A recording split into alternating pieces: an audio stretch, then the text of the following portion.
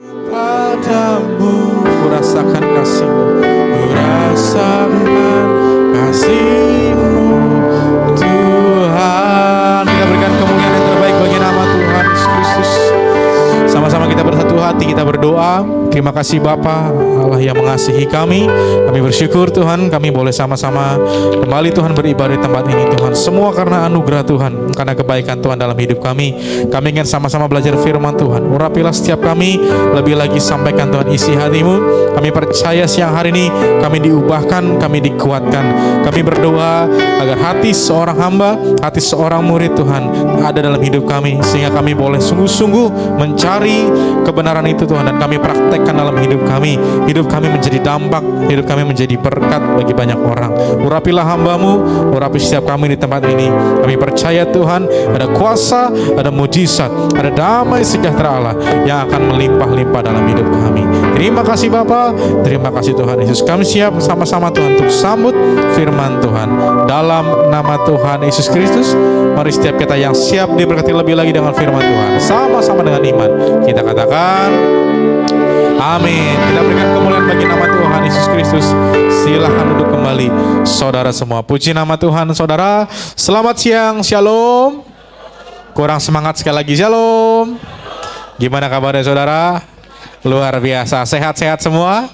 Saya boleh melihat tangan-tangan yang diberkati. Sekali lagi kita kasih kemuliaan yang terbaik bagi nama Tuhan Yesus Kristus. Yuk, sebelum kita mulai saudara, seperti biasa kasih senyum yang terbaik, kiri kanan depan belakang ya. Kalau ada yang masih sedih-sedih di toel saudara ya, bilang Tuhan Yesus sayang sama saudara. Selamat hari Minggu, amin ya.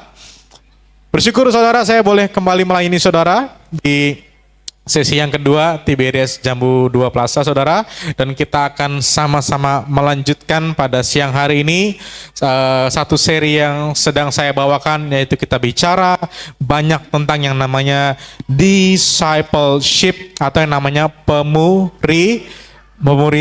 Amin ya. Kalau saya tanya dulu sekarang saudara, siapa yang sungguh-sungguh mau menjadi murid Kristus? Saudara boleh angkat tangan. Puji nama Tuhan saudara ya. Hari ini kita akan belajar being a disciple sesuai dengan janji saya minggu lalu ya. Bagaimana kita menjadi seorang murid ya, being a disciples. Nah, kita akan sama-sama belajar saudara sesuai dengan timeline yang saya share minggu lalu. Jadi hari ini being a disciple, nanti minggu depan kita belajar tentang cost of discipleship, dan yang terakhir nanti kita akan belajar tentang the fruit of discipleship, buah dari kita menjadi murid Kristus. Karena sejatinya saudara, ini adalah amanat agung. Jadi kalau saudara bisa peres apa sih kerinduan Tuhan, apa sih instruction Tuhan yang paling penting harus kita lakukan adalah kita menjadi murid. Amin.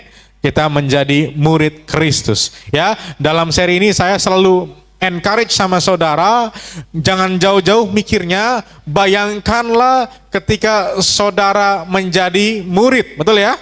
Ya, saudara pernah duduk di bangku TK, betul? SD, SMP, SMA, betul ya? Bahkan sampai kuliah, betul ya? Nah, bayangkanlah posisi saudara menjadi seorang murid. Nah, ini yang akan kita aplikasikan sama nanti.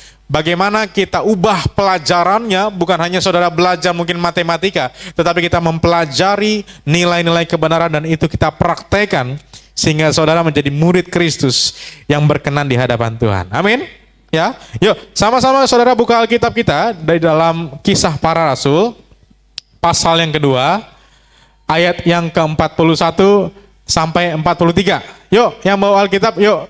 Saya sudah encourage minggu lalu, murid itu harus punya Alkitab, amin ya. Harus punya buku pelajaran dong, betul ya. Yuk, buka, terserah mau di handphone boleh, mau di Alkitab fisik boleh, syukur-syukur ada yang bawa ya. Sama-sama kita buka, baca, dan kita akan sama-sama mengerti. Kita baca bersama yuk, Kisah Para Rasul 2, ayat 41 sampai 43, silahkan. Kisah Para Rasul 2, ayat 41 sampai dengan 43. Orang-orang yang menerima perkataannya itu memberi diri dibaptis, dan pada hari itu jumlah mereka bertambah kira-kira 3.000 jiwa. Mereka bertekun dalam pengajaran rasul-rasul dan dalam persekutuan. Dan mereka selalu berkumpul untuk memecahkan roti dan berdoa. Maka ketakutanlah mereka semua, sedang rasul-rasul itu mengadakan banyak mujizat dan tanda. Haleluya saudara. Ya, saudara garis bawahi Alkitab saudara, tolong ditandain di Kisah Para Rasul 2 ini. Nanti kita akan coba lihat sampai ayat yang ke-47.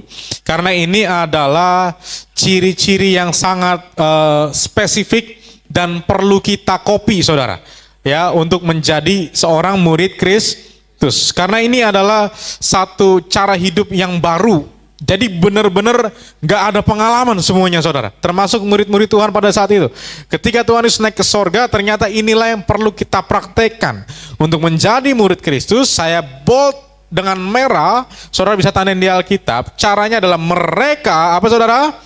Bertekun dalam pengajaran rasul-rasul dan dalam persekutuan. Oke, saya akan jelaskan satu kalimat ini saudara, karena ini yang penting sekali untuk kita miliki sebagai syarat menjadi murid Kristus. Ya, saya tulis ini saudara, syarat utama menjadi seorang murid adalah mereka bertekun di dalam pengajaran rasul-rasul. Yuk kita coba bedah satu-satu saudara.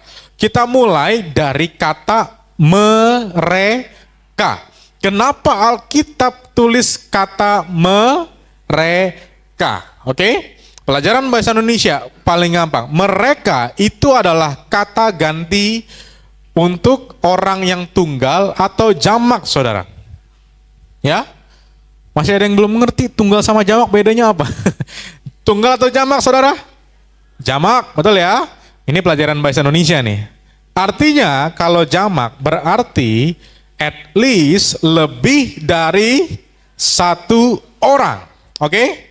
Lebih dari satu orang. Alkitab tidak menyebutkan, tetapi Rasul Yohanes misalnya, atau Rasul Yakobus bertekun dalam pengajaran para rasul. Tidak. Alkitab langsung menyebutkan mereka. Oke? So this is the very important point. Di dalam pemuritan saudara, Tuhan Yesus mau dan menghendaki pemuritan itu dilakukan secara bersama-sama. Oke? Tidak boleh hanya satu orang. Kenapa begitu? Alasan sederhananya seperti ini. Saudara di sini ada nggak yang waktu SD satu kelas cuman saudara sendiri muridnya? Ada? Ada? Nggak ada, betul ya? At least berapa orang saudara biasa itu?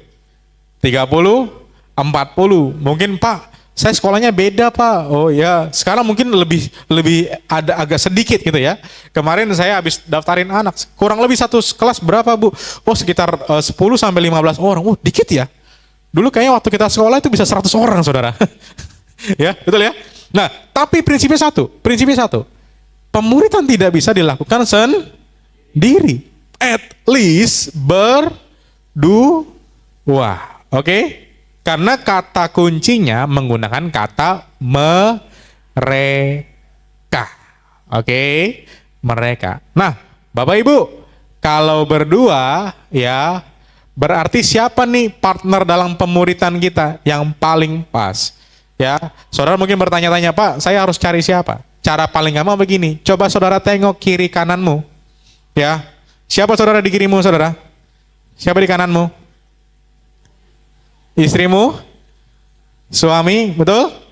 Itulah partner muridmu. Oke? Paling gampang pemuritan itu dilakukan di dalam keluarga. Amin. Ya, ada istilahnya tuh berdua lebih baik daripada sendiri. Pak Pendeta, mohon maaf Pak, saya masih jomblo. Ya, wah pertanyaan sulit tuh ya. Saudara siapa partner pemuritanmu? Banyak. Jadi nggak usah alasan ya yang jomblo ya. Mau pemuritan sama gebetan, bagus itu ya. Sama mantan, terserah saudara ya. Tapi saudara banyak di gereja ini banyak ada partner-partner pelayanan. Ya saudara bisa pilih mau sama tim choir ya. Paling loncat-loncat nanti saudara ya. Mau sama tim musik sambil nyanyi, tim singer boleh, tim media ada di belakang, atau tim usher, tim greeter, guru sekolah minggu juga ada, pilih sok lah tuh ya. Ya. Atau saudara mau pilih, Pak, saya punya sahabat Pak yang dekat di gereja. Oh, silahkan saudara. Ya, intinya pemuritan itu dilakukan bersama sama. Amin. Ya, kenapa begitu? Ingat baik-baik, kalau sendirian itu sudah bisa dipastikan 99% pasti gagal. Ya. Coba aja. Saudara, kalau misalnya kita berkomitmen sendirian, kemungkinan besar gagal atau berhasil, saudara? Gagal. Karena nggak ada yang nguatin, Bapak Ibu. Nggak ada yang ngingetin. Nggak ada yang saling menajamkan satu sama lain. Makanya saya rindu, isi kita, pembicaraan kita, dalam keluarga, ya, di dalam kehidupan kita sehari-hari, itu ngebahas banyak firman. Itu yang benar, saudara. Amin. Karena mereka bertekun bersama-sama dalam pengajaran para rasul. Dan saudara dikatakan apa? Di dalam persekutuan. Oke, this is the very important point, saudara. Saudara perhatikan baik-baik. Persekutuan di sini mengandung arti, itu artinya sama-sama bersekutu tatap muka. Oke? Tatap muka. Jadi ketemu ya. One on one, face to face. Nah, ini penting sekali, saudara. Ini pentingnya luar biasa. Ya, saya bukan mengenyampingkan yang namanya online meeting. Ya, saya percaya ini zaman teknologi, it's okay. Saudara pakai Zoom atau saudara pakai yang lain, it's okay. Tapi saya pengen tanya satu hal, lebih efektif mana meeting secara online atau meeting secara offline? Lebih efektif yang mana, saudara? Offline. Kenapa begitu, saudara? Ya, karena kalau meeting secara online itu rata-rata orang-orangnya munafik semua, saudara. Ya, layarnya hitam, ada nama, pura-pura dengerin.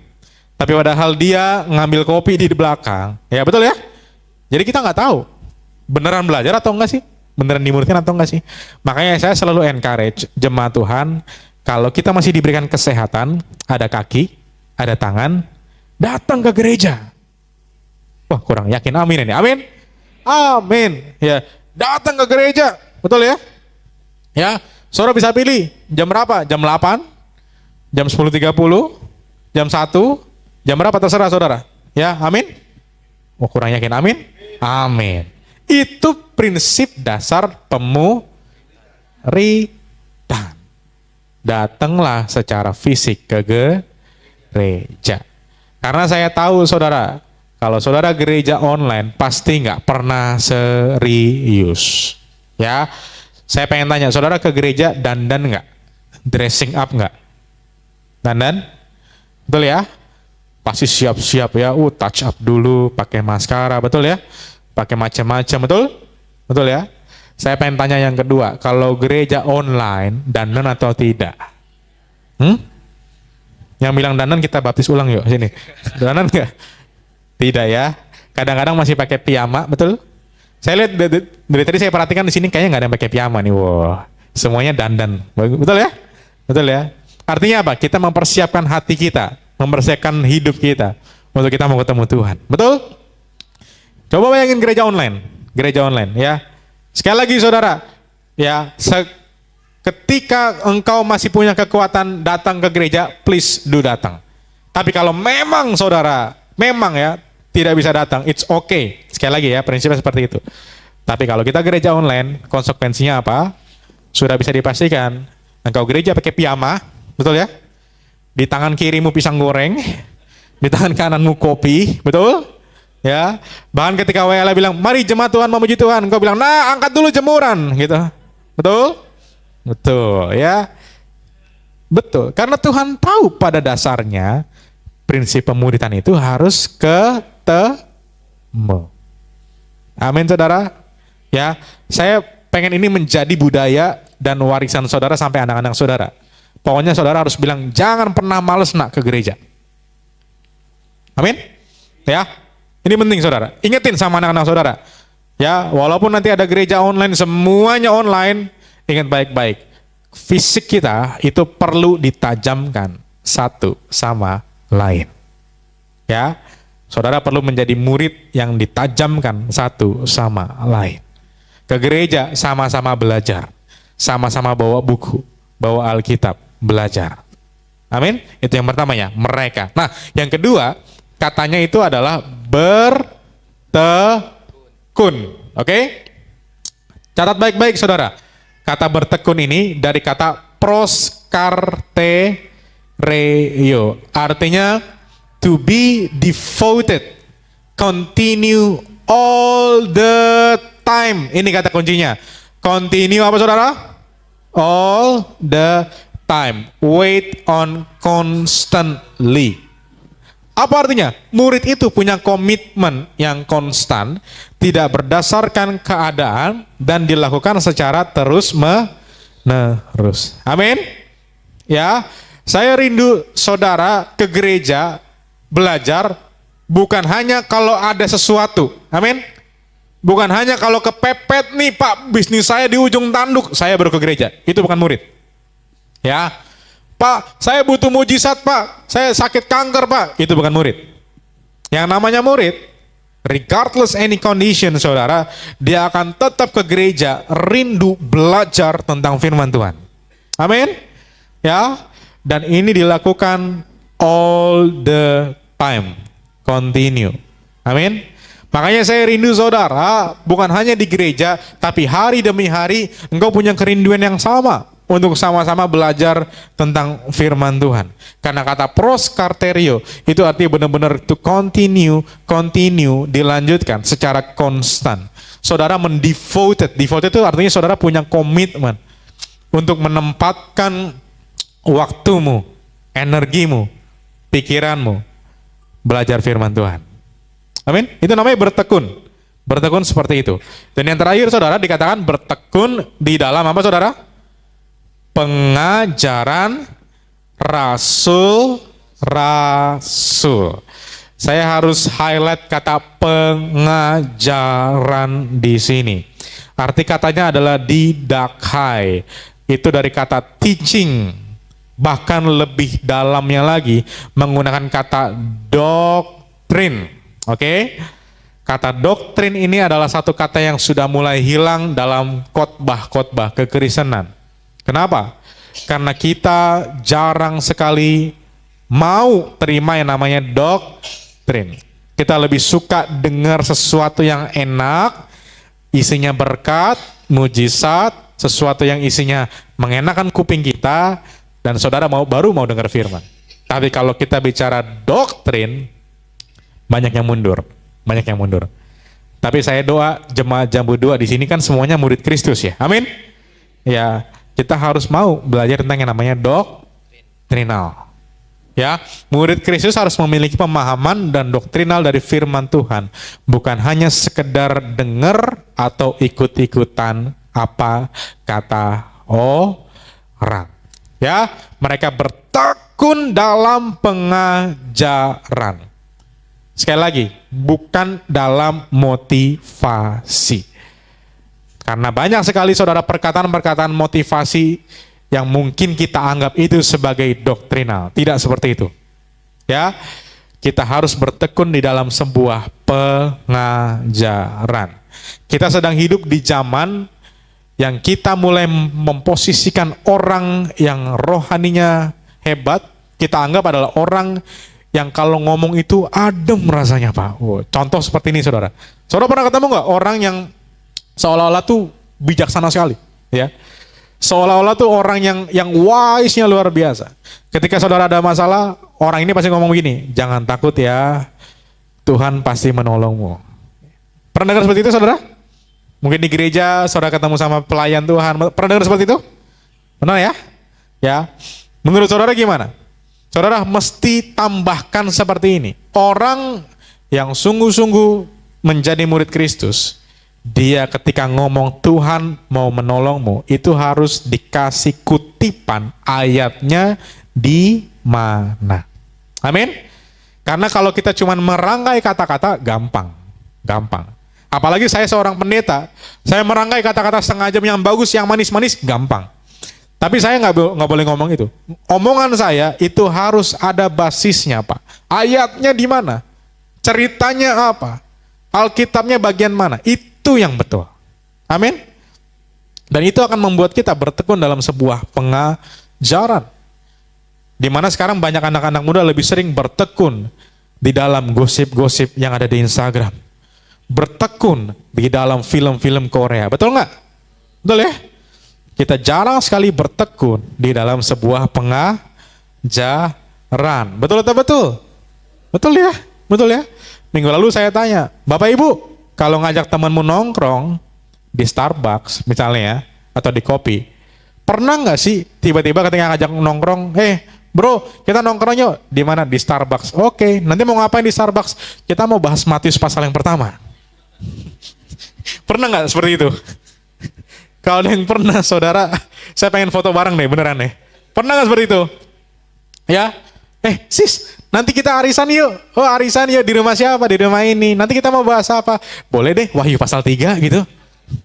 Pernah? Pernah? Halo? Belum. Kita lebih suka bertekun di dalam pengajarannya Lambe Tura misalnya ya. Dari 10 gosip ini asik sekali nih kita bahas nih. 1, 2, 3. Betul? Ya. And that's the reality of Christianity akhir-akhir ini. Orang-orang Kristen malas bahas Alkitab. Malas bahas Alkitab. Akhirnya apa? Akhirnya apa?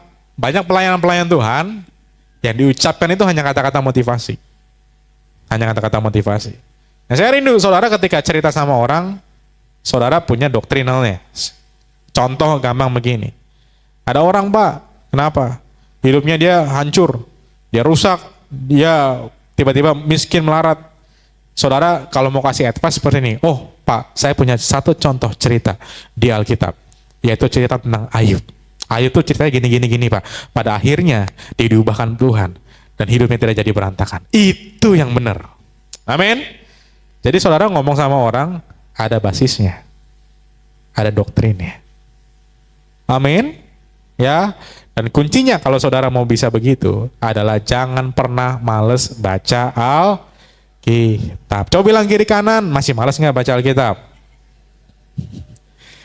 Saudara, ini fact nih, ini fact ya. Google itu lebih jago loh baca Alkitab dibanding kita. Serius. Ya, saya pengen tanya coba, anaknya Abraham namanya siapa misalnya? Diem semua, nggak ada yang tahu. Saya klik di Google, muncul langsung. Bener nggak? Sebutkan 12 murid Yesus coba, ada yang tahu?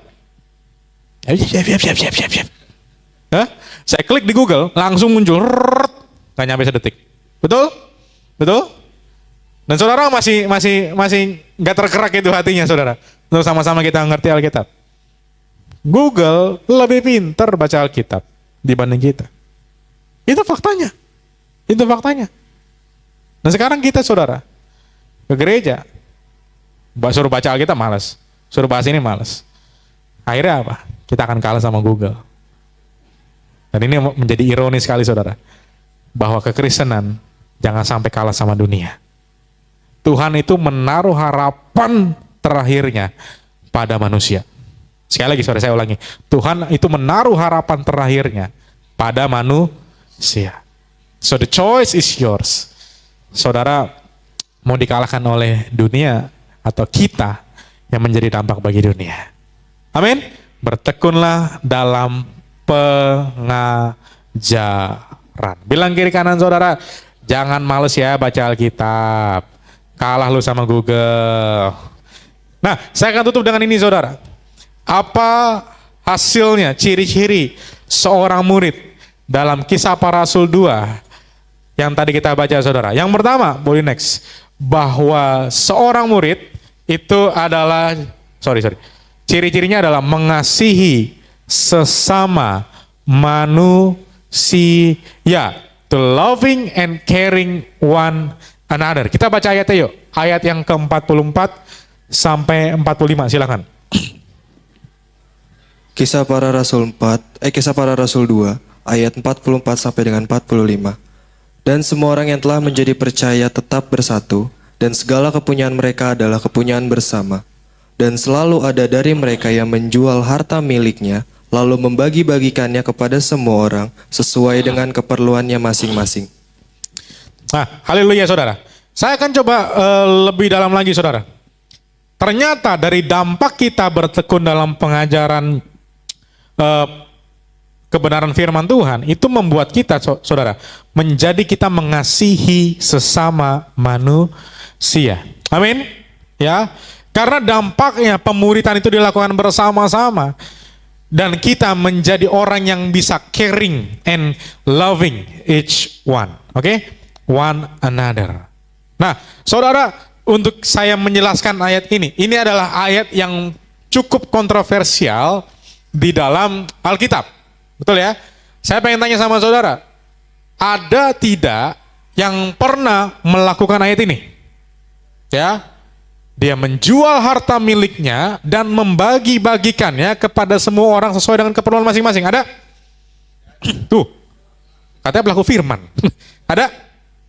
Tidak ada sama sekali, betul ya?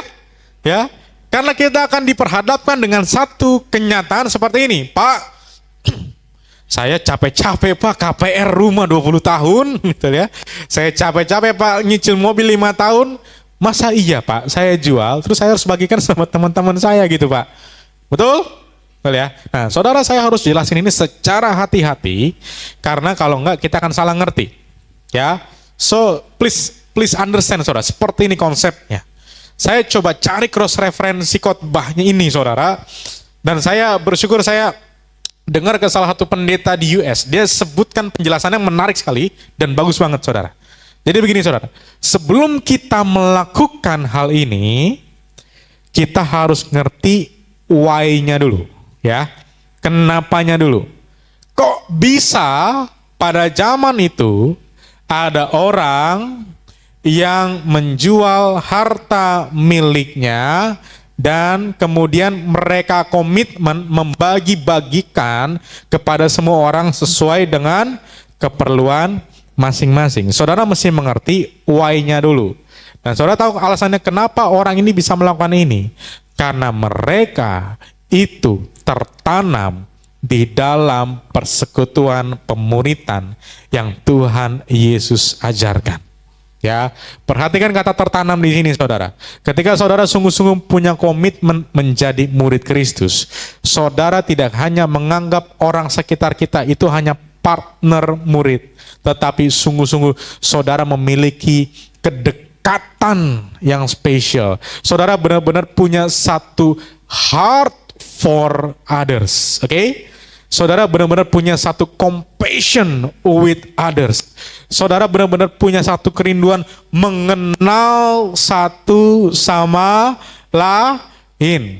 Oke? Sehingga apa saudara? Sehingga ketika saudara tertanam dalam pemuritan ini saudara, saudara menjadi orang yang bisa mengerti. Saudara akan tahu what's the problems going on. Saudara akan bisa mengerti apa yang mereka butuhkan. Sehingga saudara bisa melakukan beberapa action di mana kita bisa membantu dan menolong sesama kita. Amin.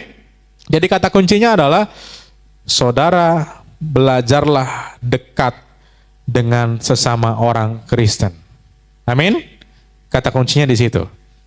Saya akan umpamakan dalam perkumpulan di tempat ini saudara. Ya. Ini kan saya bisa sebut sebagai perkumpulan, betul ya? Tiberias Jamu 2 Plaza yang jam 10.30, betul ya? Pertanyaan saya satu, dari dulu saya selalu tanya, Bapak Ibu coba lihat kiri kanan. Kenal nggak sama orang di sebelah kiri kanan? Saudara jawab itu dulu deh, sebelum kita lanjut. Kenal nggak? Hah? Hah? Halo? Kenal nggak? Sebagian. Kenal? Ya, nggak kenal ya. Bahkan saudara dengan gampangnya bilang, ya tuh saya nggak mau duduk di mana. Itu tuh sama bapak yang tiap minggu selalu pakai baju biru. Nah, betul ya? Sekarang dia suka ngomong gitu ya. Itu tuh ibu-ibu yang selalu bawa tas warnanya hitam terus gitu. Betul ya? Tapi saudara nggak tahu nama, nggak tahu background, dan nggak pernah kenal. Itu yang Tuhan tidak mau. Itu yang Tuhan tidak mau. Kenapa orang pada zaman itu bisa menjual hartanya dan membagi-bagikannya? Karena mereka bisa tahu kebutuhan dari sesamanya manusia. Wow saudara, ini yang saya rindu-rindukan terjadi bagi setiap anak-anak Tuhan. Amin, amin. Ya, saya selalu pesan sama saudara, Bapak Ibu kalau ke gereja jangan acuh tak acuh. Ya, karena yang menjadi kejadiannya seperti ini saudara. Ada orang ke gereja, dia datang sendirian, dia duduk sendirian, WL-nya bilang apa? Ayo angkat tangan, dia angkat tangan sendirian, dia nyanyi sendirian, dia dengar khotbah sendirian, perjamuan sendirian, dan kemudian dia pulang sendirian. Betul ya? Betul? Minggu depan dia datang lagi seperti itu. Datang sendirian, bla bla bla semuanya sendirian, pulang sendirian. Saya bisa pastikan 4 minggu habis itu dia udah gak kesini lagi. Kenapa? Karena mereka tidak diterima di dalam sebuah komunitas. Amin? Amin? Ya. So, saudara ini bisa buat yang namanya perubahan. Perubahan di tempat ini. Sesimpel saudara kenalan satu sama lain. Amin. Ya, saya selalu jokesnya seperti ini. Yang paling gampangnya kalau saudara masih cari jodoh di sini, siapa tahu saudara temu yang mirip-mirip Lee Min Ho di sini. Amin. Orang-orang Bogor kan terkenal kasep, betul nggak? Betul ya? Ganteng ya, kasep-kasep ya kayak pendetanya gitu saudara ya. Ya tuh, betul? Betul. Sesimpel itu, sesimpel itu. Ketika saudara ke gereja lagi jomblo, saudara bisa lihat nih. Sesimpel itu. Tapi ketika saudara lihat, saudara akan memulai dengan yang namanya perkenalan. Itu yang Tuhan mau. Amin saudara. Ya, saya rindu jemaat itu saling support each other. Saling support each other. Ya. Bahkan begini saudara, ketika kita support each other, saya nggak tahu, misalnya, oh Pak, saya minta didoain dong Pak, kenapa? Saya nggak dapat kerjaan Pak, saya nganggur Pak 3 bulan. Oh Bapak nganggur? Kebetulan Pak, di kantor saya lagi buka lowongan. Hal itu bisa terjadi loh saudara. Hal itu bisa terjadi. Dan itu yang saya alami, saya pernah sharing di sini, betul ya? Bisa dari mana saudara, tiba-tiba soundman loh. Bantu saya kerja dan diterima saudara. Itu hanya karena kita ngobrol. Hanya karena kita ngobrol. Amin. Ya, Pak, saya baru buka restoran loh Pak. Oh gitu Pak. Pak, saya supplier ini loh, ayam loh. Saya bisa bantu Bapak nggak? Oh bisa Pak. Bisa bikin saudara sesuatu dari tempat ini. Amin. Dan disitulah saudara akan mengerti. We understand each other. We help each other. And we give each other. Amin. Amin. Oh amin aku yakin. Amin. Amin. Ya, ini praktek yang benar. Ya, syukur-syukur kalau saudara punya berkat. Pak, saya mau bawain dong Pak. Saya punya berkat nih, ada martabak Pak gitu ya. Bagiannya buat jemaat Pak gratis, syukur-syukur saudara. Ya, saya di Puri Begawan, saya inisiatif bikin yang namanya kopi sama teh gratis misalnya. Ya, tujuannya apa? Supaya jemaat ngobrol. Jemaat ngobrol. Saya nggak tahu saudara kok rata-rata orang-orang ke gereja tuh mukanya tuh kaku kotak gitu saudara ya. Kayaknya nggak mau lihat kiri kanan gitu ya. Pulang gereja langsung loyur semuanya gitu. Ambil waktu saudara. 5 menit, 10 menit. Ya. Syukur-syukur bisa ditraktir di Mixway saudara di atas ya. Ya, atau makan mie di depan. Terserah saudara. Atau cukup di itu di belakang ada area tuh foyer itu ya, kosong tuh. Buat ngobrol. Nih pakai nih, ini kosong saudara kalau beres gereja nih. Pakai buat ngobrol. Amin. Ya, saya juga rindu kalau misal saudara mau ngobrol boleh. Ya, kita tukeran peluang misalnya, apa gitu, apa yang bisa kita bantu, apa yang bisa saling mengenal satu sama lain. Amin. Itu yang terjadi pada jemaat mula.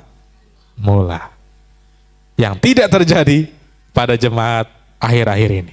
Karena kita terlalu terbiasa dengan yang namanya independensi. Ya, handphone menjadi teman kita nih masalahnya. Betul ya? Bukan orangnya di teman kita, handphone. Betul ya? Kalau saudara lagi makan sama keluarga, kira-kira mainnya sama siapa tuh? Sama handphone. Betul ya? Betul nggak tuh? Betul. Ini yang sedang dirusak iblis. Sekali lagi, saya harus sampaikan inilah ancaman yang sedang dirusak iblis. Iblis akan membuat kita punya dunia sendiri, online, sehingga kita melupakan yang offline. Dan ingat baik-baik, mental kita adalah Diajar masih mental minta. Contoh paling gampang. Ada yang ulang tahun hari ini? Ada yang ulang tahun? Oh tidak ada. Atau nggak ada yang ngaku nih? Saudara, di Indonesia yang ulang tahun itu selalu ditodong traktir. Betul nggak? Ya. Ulang tahun nih teman kita nih. Woi, ayo makan mie yuk. Makan mie pesan-pesan semua tiba-tiba ditinggal disuruh bayar. Pernah gitu? Ya. Cuman di Indonesia, saudara, yang ulang tahun ngebayarin semuanya. Kalau di negara lain, kita yang bayarin yang ulang tahun. Betul ya?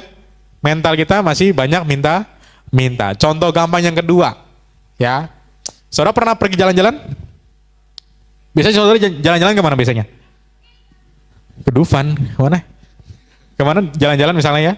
Keluar kota, ke Bandung, ke Bali, atau ke luar negeri, betul ya? Biasanya kalau saudara pas mau pergi, apa sih perkataan terakhir dari orang tuamu, atau dari sahabatmu, atau dari teman-temanmu, atau dari keluargamu? Biasanya apa perkataan terakhirnya? Nah, tuh langsung jawab ya. Udah dimulai dari kata minta oleh-oleh. Betul? Saya tuh paling nggak mau minta oleh-oleh. Kenapa? Karena itu nyusahin. Ya, udah kopernya gede-gede, betul ya, saudara ya. Terus ya harus nyari barang kesana-sana gitu. Ya, kecuali saudara memang profesional, titip misalnya, just tip, itu beda cerita, betul ya. Saudara profesional. Tapi kita memang dibangun dengan mental yang minta-minta. Alkitab di sini membalikkan mental ya, dari minta-minta menjadi apa saudara? Membagi-bagikan. Amin. Ini mental yang harus kita bangun. Dan saya belajar banget dari founder gereja kita, Gereja Tiberias, mendiang Bapak Pariaji. Itu luar biasa. Mentalnya selalu ngajarin mental memberi. Nggak pernah mental begini. Dari dulu sampai sekarang Tiberias nggak pernah begini sama jemaat. Nggak pernah minta-minta. Mau bangun gereja, nggak pernah ada malam penggalangan dana, betul ya? Nggak pernah ada. Selalu Bapak Pariaji, tabur. Mau acara GBK Natalan berapa kali? Mana ada pernah malam dana, betul? Tabur. Itu yang kita pelajari, saudara. Amin. Ya, saya punya satu kesaksian sedikit, saudara. Biasanya dulu zaman-zaman kita bikin camp anak muda, winter camp, saudara ya. Biasanya beberapa panitia itu profesional. Dari dia kerja di perusahaan multinasional, di bank, posisinya luar biasa ya. Kemudian singkat cerita, saudara, kita bawa dalam komunitas, kita lihat anak-anak muda, realitasnya seperti apa, saudara. Ya, banyak sekali anak-anak muda yang pengen sekali sebenarnya ikut winter camp, tapi mereka terbatas, uang jajannya nggak cukup, saudara. Ya, nah singkat cerita, saudara, tanpa dipaksa, tanpa diminta, karena kita tahu dalam komunitas pemuditan ini, saudara, kita lihat realitanya, akhirnya apa? Tanpa disuruh, mereka tergerak, kasih, tabur. Kasih 1 tiket, kasih 2 tiket, kasih 3 tiket untuk anak-anak muda. And you know what, saudara? Ini kesaksian real. Saya lupa tahun berapa. Ada seorang anak muda, saudara. Ya, saya lupa dia dibayarin atau enggak. Tapi saya masih ingat dia ketika nyampe itu, saudara. Dia nangis. Dia minta didoain, saudara. Saya tanya, kenapa didoain? Iya kak, itu saya ditungguin kak. Dari saya masuk tempat camp, saya diikutin oleh sesosok makhluk. Makhluknya seperti apa gitu ya? Makhluknya gede, pakai kerudung, bukan kerudung, jubah full warna hitam, mukanya nggak kelihatan, dan dia pegang yang namanya seperti parang. Ya, saudara mungkin bisa kebayang ya gambarnya seperti apa ya? Seperti parang. Saya coba terjemahkan bahasanya dia. Saya googling, wah ini ternyata malaikat maut, saudara. Malaikat maut. Iya kak, saya diikat kak, saya diincar kak, dari awal saya masuk kak oleh malaikat maut.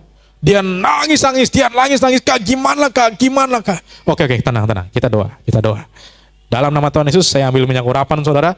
Ambil minyak urapan, kemudian ambil tubuh darah Tuhan Yesus, saya nggak tambah-tambahkan, saya nggak kurang-kurangin.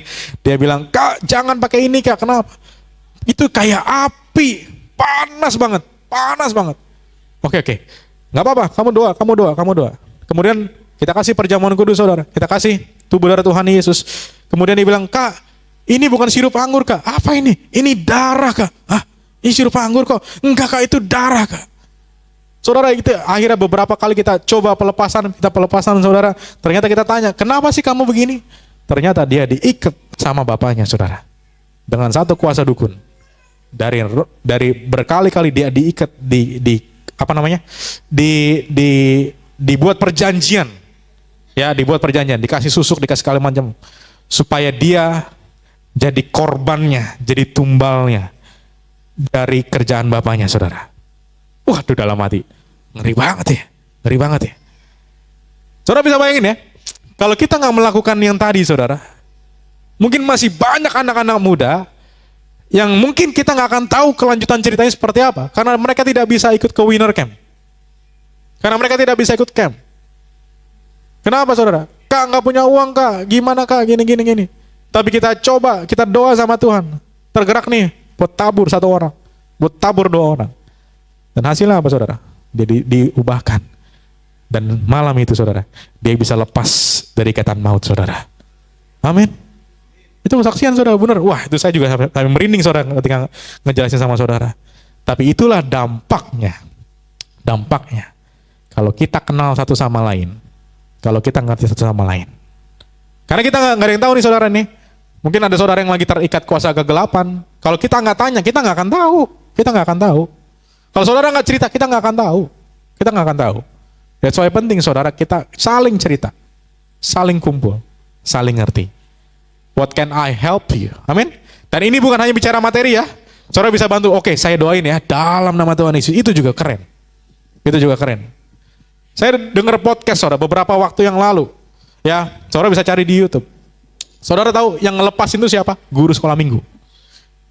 Itu sampai berapa puluh hari, saudara. Karena dia kerasukan setan, dia diikat, saudara, sama setan. Dan dia ketemu dengan guru sekolah minggu tanpa bantuan materi apa. Dia hanya sekedar doain dan lepas setannya. Kenapa? Karena kita tahu, kita accept dalam sebuah komunitas. Kita doain, saudara. Dan kita menjadi berkat bagi dia. Amin. Amin, saudara ya. Jadi pesan saya simpel, saudara. Yuk saling kenal satu sama lain. Supaya kita bisa menajamkan. Karena besi menajamkan besi, betul ya? Manusia menajamkan manusia. Supaya kita menjadi murid Kristus yang luar biasa. Amin. Yang terakhir, saudara. Ciri seorang murid adalah, saya boleh mengundang main musik maju ke depan. Adalah menjadi teladan dan berkat bagi sesama manusia. Unity brings blessing for one another. Kita baca ayat yang terakhir, silakan. Ayat yang ke-46 sampai 47. Kisah para Rasul 2 ayat 46 sampai 47. Dengan bertekun dan dengan sehati mereka berkumpul tiap-tiap hari dalam bait Allah. Mereka memecahkan roti di rumah masing-masing secara bergilir dan makan bersama-sama dengan gembira dan dengan tulus hati, sambil memuji Allah, dan mereka disukai semua orang, dan tiap-tiap hari Tuhan menambah jumlah mereka dengan orang yang diselamatkan. Haleluya, saudara. Saudara perhatikan yang merah-merah saya bold.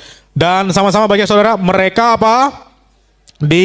Disukai oleh semua orang. Dan tiap-tiap hari, can you imagine? Tiap hari, jadi hari Senin nambah orangnya, hari Selasa nambah orangnya, hari Rabu makin banyak orangnya, saudara. Jumlah dikatakan apa? Mereka yang diselamatkan. Ya, saya pengen bilang sama saudara, mungkin saudara bingung, Pak, saya pengen menginjil, tapi gimana caranya ya? Saya, kalau saudara pengen pilih opsi, saya pengen ini, Pak, meneriakan nama Tuhan di Tugu Kujang, silahkan saudara ya, saya nggak larang ya. Tapi begini, saudara, ada cara penginjilan yang lebih efektif, yaitu kita menjadi berkat dan teladan melalui persekutuan kita. Oke? Ya, simpelnya begini, saudara. Ketika ada orang dari luar nih ngelihat nih, ini ada apa sih rame-rame ini di dalam? Nah, mungkin penasaran. Dan ini uniknya, saudara, Jamu 2 Plaza ini di depan langsung konter handphone. Ya, orang dari segala macam itu lewat lalu lalang di depan, saudara. Pertanyaannya demikian, saudara. Ketika mereka ketemu sama kita, betul ya? Ketika mereka ketemu sama kita, responnya gimana? Mereka senang, mereka penasaran, atau mereka malah bilang, ah ini orang-orang gak jelas sih, kenapa? mukanya semuanya cemberut, pas keluar nggak ada senyum, ya. Padahal di Alkitab ditenteng di tangan, tapi mereka sombong-sombong semua, Tuhan Yesus gitu ya. Mereka nggak ada tuh care-care-nya, betul? Apakah seperti itu? Atau justru saudara, ketika kita keluar dari mereka, justru kita yang diharapkan untuk bisa bertemu dengan mereka. Wah, saya tuh pengen tuh ketemu sama jemaat Jambu 12. Kenapa? Iya Pak, ketika mereka cerita itu saya pengen ya join Pak. Betul ya? Saudara pernah gak pengen join sebuah klub atau kelompok yang saudara pengen gitu? Suka? Pernah gak saudara? Biasanya kita suka ya, aduh pengen banget ya, pengen misalnya masuk klub badminton ini atau masuk klub motor ini gitu. Kayaknya orangnya seru-seru. Pernah gitu saudara? Kita kalau ngeliat kayaknya seru-seru ya, bahagia. Karena di sini ada kata gembira, betul ya? Perhatikan saudara, ada kata apa? Gembira dan juga tulus hati. Orang mana sih yang nggak pengen join sama orang yang saling ngumpul itu gembira semua, ketawa-ketawa semua? Orang mana yang nggak pengen join? Betul ya? Saya pengen katakan saudara, inilah the most effective way untuk saudara bisa melakukan penginjilan. Buatlah tempat ini menjadi tempat yang penuh dengan sukacita. Buatlah tempat ini menjadi tempat yang penuh dengan riang gembira, damai sejahtera. Sehingga ketika orang lain lihat di luar, kok mereka pada ketawa-ketawa ya? Oh, kok mereka senang semua ya? Pengen cobain sekali-kali. Betul? Betul ya? Bukan bikin mereka penasaran, tapi bikin mereka join. Itulah yang terjadi pada pemuritan awal-awal. Saya doa sama saudara, saudara bisa menjadi teladan, bisa menjadi impact, bisa menjadi berkat bagi banyak orang. Amin. Bukalah kehidupanmu seluas-luasnya. Jadilah surat terbuka bagi banyak orang. Jangan cuma menjadi surat tertutup yang hanya pengen terima berkat, kuasa, mujizat. Yang penting Tuhan tolong saya. No. Sekarang saudara ubah mindsetnya. Saya harus menjadi surat yang terbuka lebar, sehingga ketika orang melihat, mereka akan penasaran dan justru akan bilang, aku pengen dong ikut kamu. Amin. Ya, saya doa tempat ini saudara menjadi tempat pemulihan, center of healing. Bukan hanya untuk Jambu 2, tapi bahkan untuk kota Bogor dan sampai bangsa kita Indonesia diselamatkan bagi nama Tuhan Yesus. Kita berikan kemuliaan bagi nama Tuhan Yesus Kristus saudara. Tutup Alkitab saudara, sama-sama kita bangkit berdiri siang hari ini. Datang sama Tuhan sejenak saudara. Bagimu Tuhan seluruh hidupku, pakailah Tuhan bagi kemuliaan-Mu. Katakan dengan imanmu, genapi seluruh rencana-Mu sampai bumi penuh kemuliaan-Mu. Katakan bagimu Tuhan, bagimu. Angkat tangan saudara siang hari ini. Kita sama-sama doa saudara. Oh, tempat ini jadi berkat bagi bangsa kami, bagi kota Bogor. Setiap jemaat di tempat ini saudara jadi teladan, jadi berkat.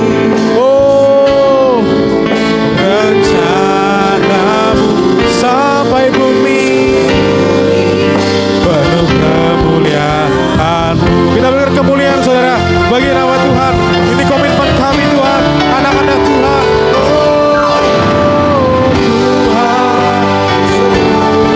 Saudara yang mau dipakai Tuhan, angkat tanganmu.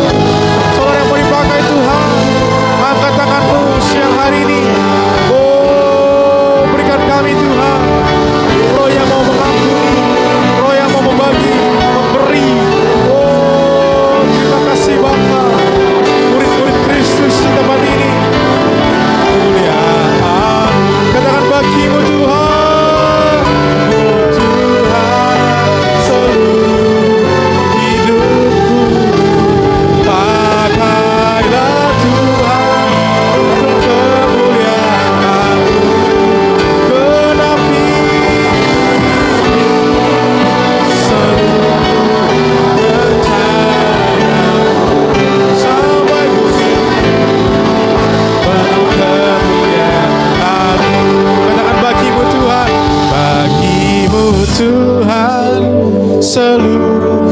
Doakan kampusmu saudara, doakan tempat pekerjaanmu, doakan lingkungan rumahmu.